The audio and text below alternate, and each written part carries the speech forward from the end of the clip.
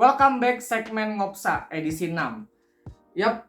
Video kali ini sebenarnya ada cukup banyak yang mau gue bahas. Itu ada bahas event ekonomi semalam, terus juga ada Partai Republik, terus ada event ekonomi hari ini, kabar dari Inggris, kemudian juga ada kabar Binance yang baru aja investasi, dan juga dari Sibarium.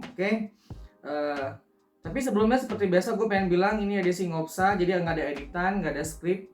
Dan di video Ngopsa kali ini gue nggak pakai audio eksternal, jadi langsung aja. Karena gue lagi agak buru-buru juga, harus sholat Jumat sekarang.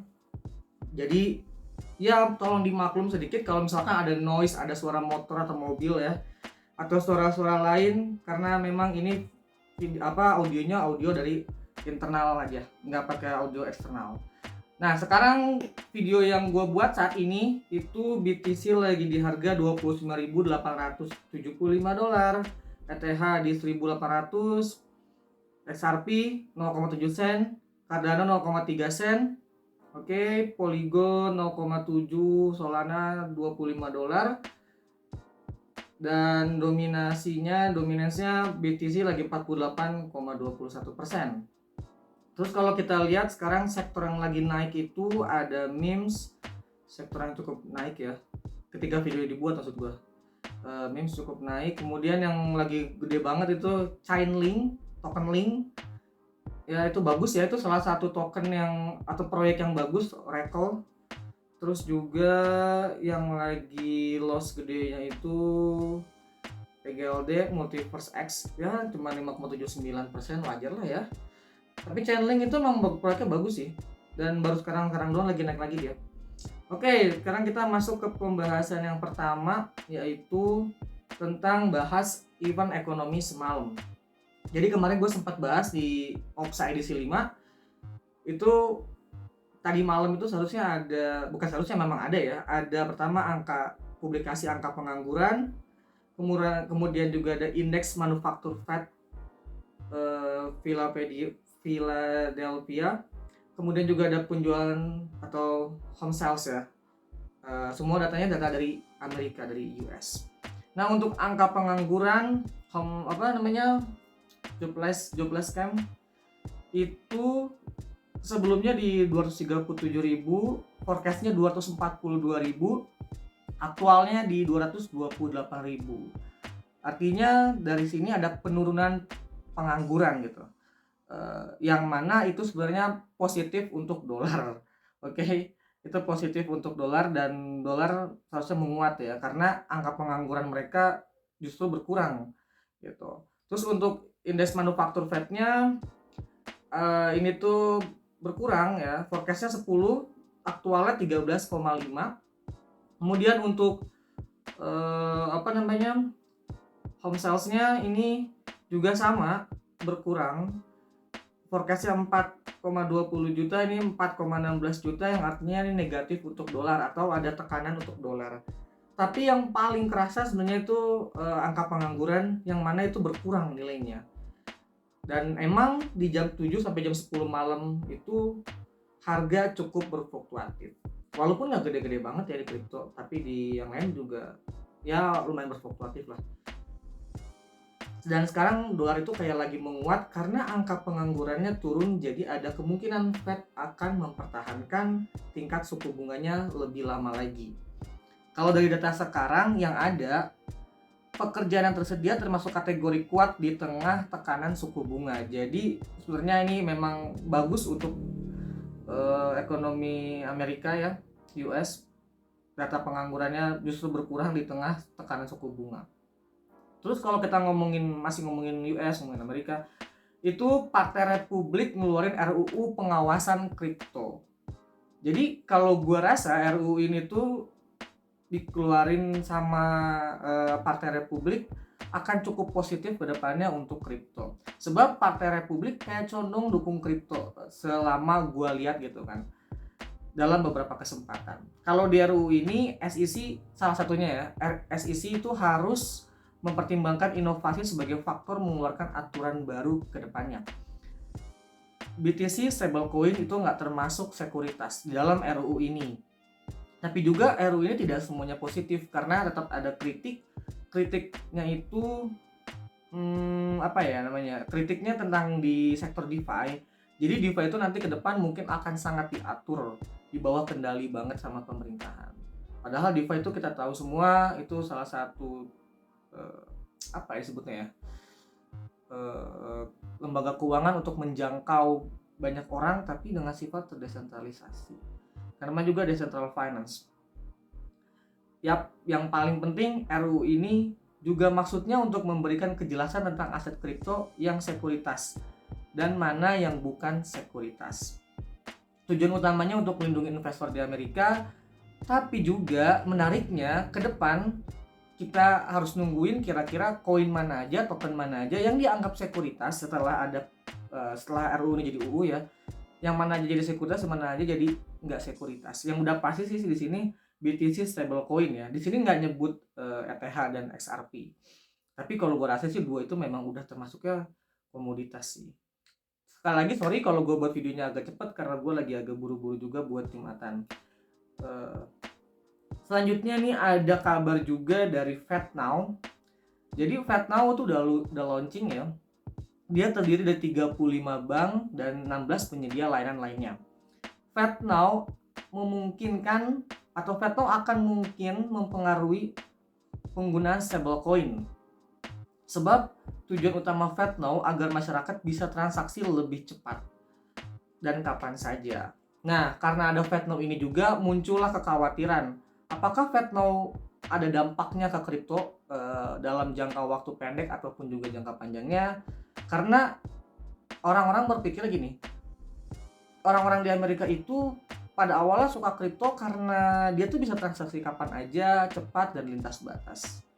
Kalau ke stablecoin menurut gue pribadi ya mungkin FedNow akan ada dampaknya, tapi juga nggak terlalu besar karena gini, FedNow itu tidak bisa global, tidak bisa lintas batas antar negara. Dia hanya di domestik aja gitu, nggak sebebas stablecoin yang bisa lintas batas, apalagi kripto udah jelas ya. Terus FedNow juga di bawah kendali bank sentral. Pastinya banyak yang nggak suka transaksinya diintip atau diawasi. Jadi kalaupun ada dampak negatif ke kripto, seperti menurunnya minat kripto di Amerika, saya rasa itu kecil banget. Kalaupun ada juga ya kecil gitu, karena FedNow nggak bisa lintas batas dan kita bisa diawasi, bisa diintip. Tapi FedNow juga itu bukan CBDC ya. Nanti mungkin gue akan bahas lebih detail. Dan sorry nih untuk abang siapa namanya, aduh di komentar gue lupa tadi gue mau gue mention yang minta bahas tag.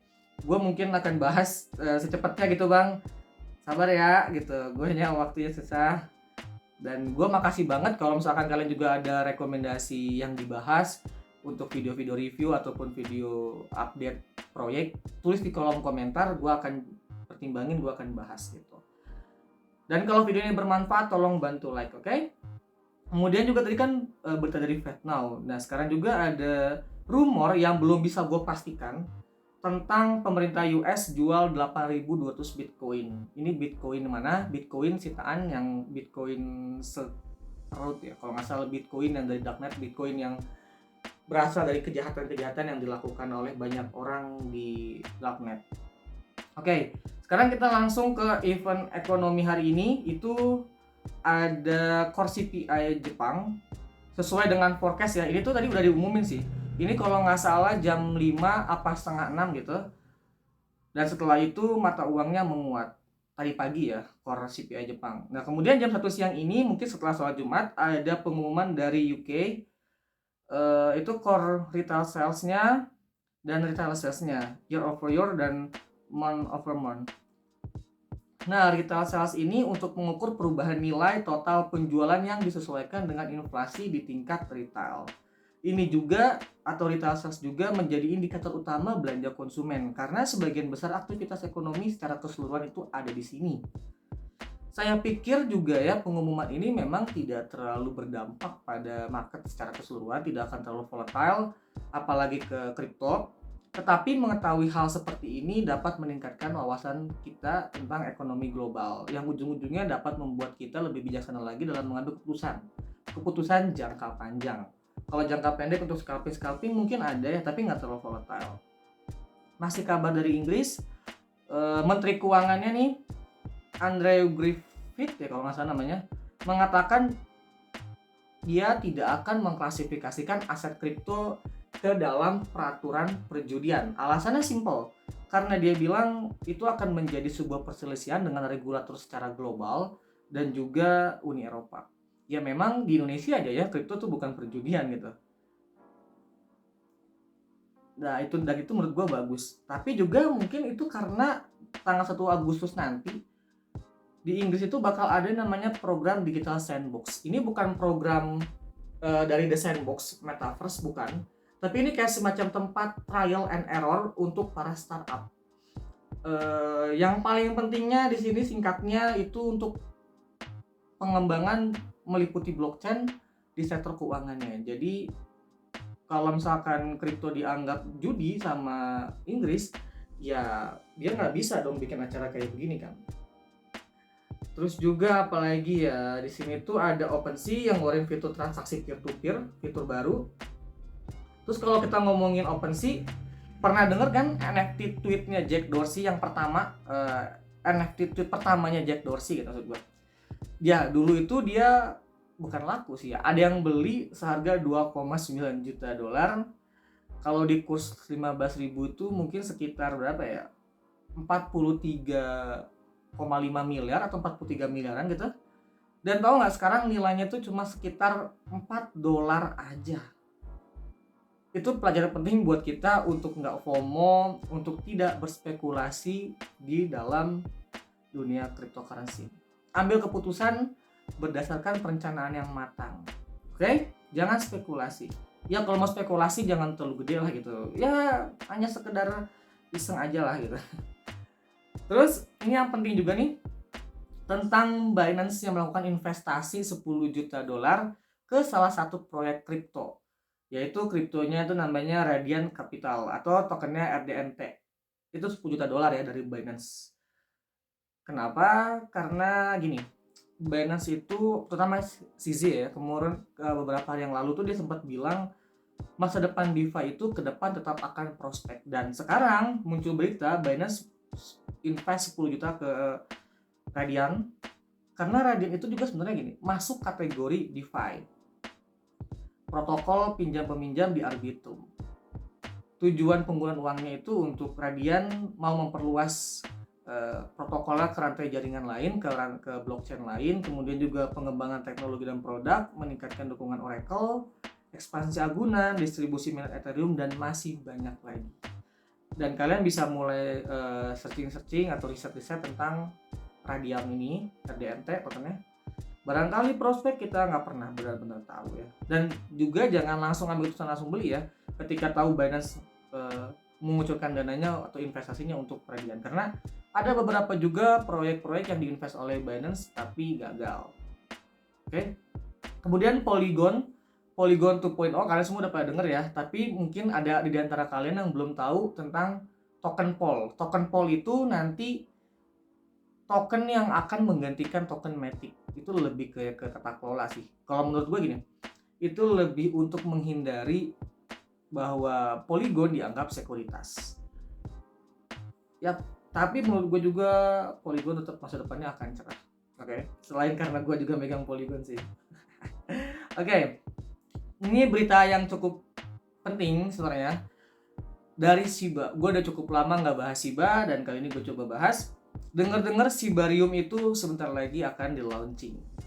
Kabar ini gue dapat dari Now Nodes yang menjadi salah satu mitra utama Shibarium. Yang jadi pertanyaan banyak orang, termasuk pertanyaan gue pribadi nih sebenarnya. Ketika nanti Shibarium launching, apakah harga token SHIB akan balik lagi ke ATH atau bahkan lebih? Oke. Karena di sini diprediksi Shibarium itu akan launching Agustus tahun ini. Dan berarti kan kondisi ekonomi lagi nggak terlalu baik-baik aja. Kalau gue sih secara jujur ya, gue berpikir mungkin ketika di Agustus di launching, token SHIB gue langsung naik balik ke ATH bahkan lebih gitu ya. Mungkin akan ada kenaikan, tapi juga akan ada tekanan jual dari para scalper. Kalau feeling gue aja, karena gue jujur nggak bisa memastikan untuk kondisi ini akan seperti apa untuk token SHIB. Tapi pastinya dong gue berharap SHIB itu lebih dari ATH-nya, bahkan atau enggak gini, cukup balik ATH juga udah lumayan sih, karena gue belum mau jual cuy. Baru jual sebagian, baru jual sedikit lah gitu, jadi kayak rugi juga. Dan gue berharap token SHIB bakal terbang lagi, amin amin dong. Buat kalian yang holder SHIB bisa tulis di komen ya kalau mau. Nah terus juga kalau gue berpikir atau gue merasa sih sebenarnya, token bond ketika Shibarium di launching itu mungkin akan ada aksi jual sedikit, tekanan jual sedikit, lalu dia akan stabil harganya, kemudian akan perlahan naik lagi. Tapi tergantung apakah Shibarium itu dapat diterima oleh komunitas, oleh pelaku retail. Kalau iya, bond mungkin akan balik lagi harganya ketika ada aksi jual. Ya maklum, karena ada orang-orang bukan ada lagi, tapi memang banyak orang-orang yang melakukan buy on rumor, sell on news. Jadi ketika Shibarium launching, pasti banyak orang yang ngejual bond juga gitu kan. Karena ya gue juga bond juga lagi untung gitu kan. Jadi ya banyak orang yang berpikiran sama untuk ambil duit dulu dalam kondisi kayak gini ya. Dan ingat, ini tuh pandangan pribadi gue, bukan saran investasi, bukan saran jual beli aset, dan juga bukan saran keuangan. Mungkin itu aja. Oh, ada lagi satu lagi. Terakhir, hati-hati juga buat kalian semua, karena gue dengar kabar itu ownernya atau pendirinya Uniswap, Twitternya dihack. Oke? Nah, pokoknya kalau ada sesuatu yang tampak terlalu manis, tampak terlalu baik, too good to be true gitu, kalian harus cek lagi, cross check lagi, takutnya dia ngelakuin penipuan di Twitter atau siapapun Twitternya yang kena hack. Suatu saat nanti kalian harus cek lagi kalau misalkan itu terlalu bagus gitu. Misalkan kirim BTC ke sini ke alamat ini nanti akan dibalikin 2 kali lipat, bullshit gitu kan. Hari gini ada orang yang melakukan hal kayak gitu. Kalau zaman dulu iya gitu, zaman 2012, zaman orang yang voucher game ditukar apa BTC tukar sama voucher game gitu kan. Zaman sekarang gila mana ada. Oke, itu aja video kali ini, dan gue akan tetap upload video-video lainnya, video yang update, review. Jadi kalian tetap harus subscribe, harus like supaya channel ini bisa lebih berkembang lagi. Itu aja video kali ini, semoga kita gampang cuan ke depannya. Thanks for watching.